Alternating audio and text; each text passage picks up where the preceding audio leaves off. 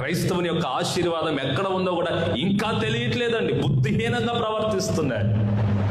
ముఖ్యంగా యుద్వానగర ప్రాంతంలో ఉన్నటువంటి సోమరులు, బద్ధకస్తులు, దేవుని యందు భయభక్తులు లేని నీచులు ఎంతమంది ఉన్నారో తెలుసా? ముఖ్యంగా ఇక్కడే ఎక్కువ ఉన్నారు. దేవుని మందిరం అంటే ఒక రేకుల షెడ్, 4 గోడలు, ఒక మైక్ అనుకుంటున్నారు చాలా మంది. ఓ సెంటు స్థలము, 4 బండ్లు ఉంటాయి, ఒక 2 బాక్సులు పెడతారు, ఒక పాస్టర్ వస్తారు, పాట పాడతారు, ప్రార్థన అయిపోతే వెళ్ళిపోవచ్చు. ఇది కాదు. ఈరోజు నీ అంచనా, నీ మైండ్ సెట్, నీ థియరీ మారాలి. ఎక్కడ 2 3 కూడి ఉంటే అది మధ్యలోకి నేను వస్తానన్నాడు ఆయన. ఆయన వచ్చే స్థలం ఎలా ఉండాలి? ఆటలాడుకుంటూ తిరుగుతూ ఉండాలి, ఇష్టానుసారంగా వచ్చిపోతూ ఉండాలి.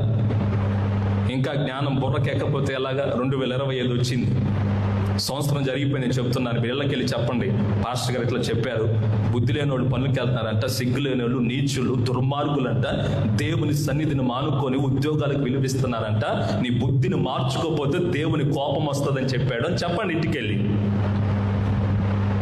ఇది నా కోపం కాదు. నా కోపం అయితే వేరేలాగా ఉంటుంది, దేవుని కోపం ఇది. ఈరోజున కుటుంబాలు ఎంత కాలానికి భర్తలు, భార్యలు, కుటుంబాలు, పిల్లలు లోక వ్యవహారంలో మునిగి తేలుతున్నారు. ఈ లోకమే శాశ్వతం అన్నట్లుగా బ్రతుకుతున్నారు. పిల్లలు ఒక్కొక్కరు చెప్తూ ఉంటారు, పాస్టర్ గారు మా పిల్లగానికి ఉద్యోగం రావాలని